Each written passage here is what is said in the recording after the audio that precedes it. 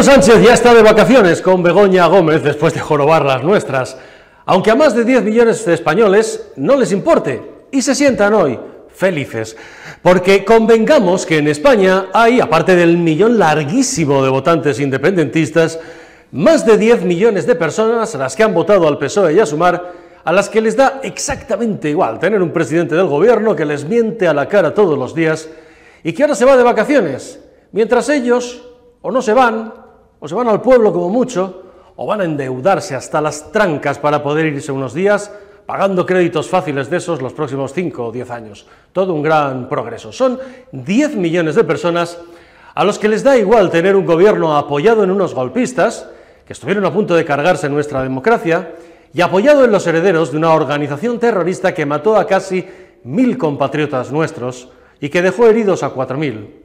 Son 10 millones de españoles, en este tema, en mi opinión, con un nivel moral muy bajo. Respetar su voto no significa que tengamos que respetar o aceptar su bajo nivel moral. 10 millones de españoles a los que se la pela absolutamente que se haya aprobado una ley que saca violadores a la calle, mientras se llenan la boca con el feminismo o el machismo, y que con su voto, desde el domingo, son también responsables de la excarcelación de agresores sexuales y pederastas y de lo que cualquiera de estos individuos peligrosos pueda hacer, porque lo han bendecido con su voto. Son 10 millones de españoles a los que se la bufa, como decimos en Valencia, que además ahora el gobierno de España vaya a depender de un prófugo de la justicia cuya única obsesión en su vida es destruir a la propia España.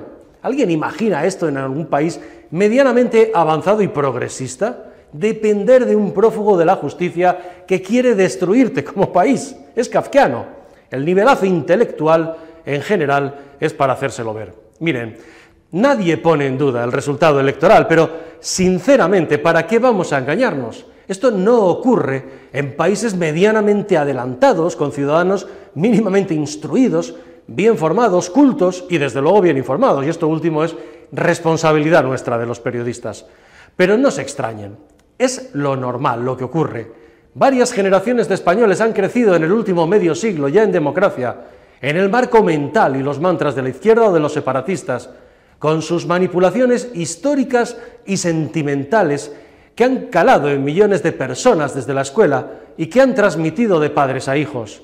La derecha de Aznar y Rajoy y muchos presidentes autonómicos del PP han hecho estos años dejación de funciones y ahora tienen millones de votantes que les odian desde que son pequeños, programados casi para votar a la izquierda, hasta que, eso sí, te mueras de hambre, estés en el paro o tengas que buscar comida en un contenedor, que ya vendrá el PP a resolverlo.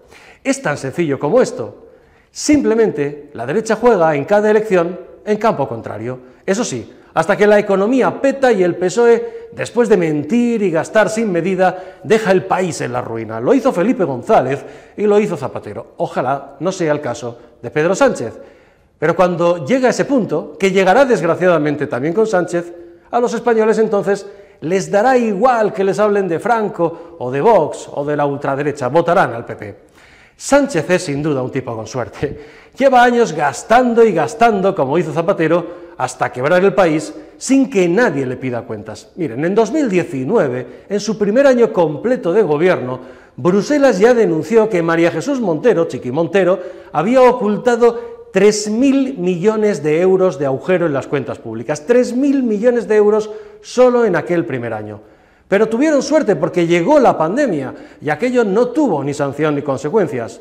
Europa tuvo que abrir el grifo del gasto sin control ante una emergencia mundial como aquella. Y cuando íbamos a volver a las reglas de gasto en 2022 y a poner orden en Chiqui Montero, empezó la guerra de Ucrania y de nuevo tuvo que seguir la barra libre de gastar y gastar. Un globo que se infla y que se infla y que estallará como le estalló a Zapatero. Sánchez simplemente ha tenido más suerte en los tiempos que Zapatero, porque a Zapatero sus mentiras le estallaron en mitad de la legislatura y los 2 años siguientes fueron un infierno y un desplome electoral sin remedio. La memoria de los españoles es floja y la mentira de la izquierda y sus medios y periodistas muy larga.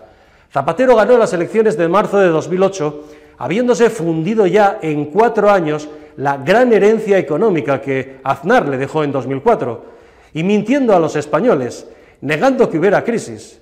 Ganó las elecciones de 2008 y al mes siguiente aceptó que efectivamente estábamos en una crisis brutal.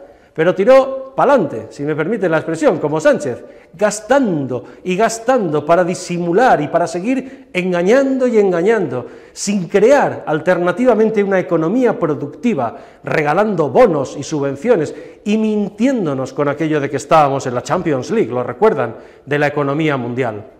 Era todo mentira, era un bluff y un engaño.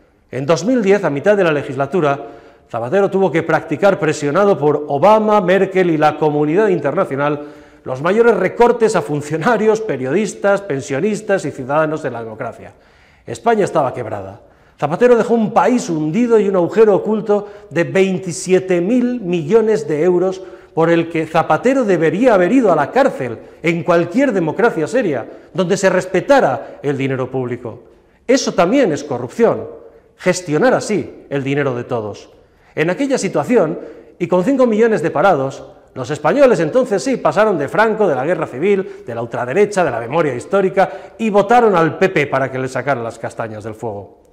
Sánchez ha tenido ahora más suerte en los tiempos, pero atención, Sánchez va a tener que asumir ahora, inesperadamente, si forma su gobierno de perdedores, su propia herencia económica.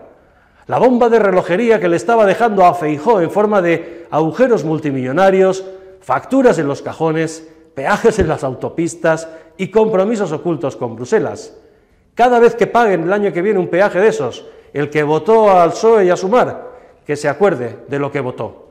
A Sánchez, por más que lloriquee, la guerra y la pandemia le han salvado estos años porque le han permitido gastar y gastar sin producir ni generar riqueza, y Bruselas ya ha dicho que este año viene por fin con la tijera. El globo tiene pinta de que estallará como le estalló a Zapatero. Se lo iba a comer Feijóo, pero se lo comerá él. Disfruten entonces lo votado esos 10 millones de españoles que hoy se sienten contentos y felices, habiendo apoyado al presidente más mentiroso e inmoral de la historia, que hoy ya, gracias a ellos, disfruta junto a Begoña y las niñas de las merecidas vacaciones de un buen trilero.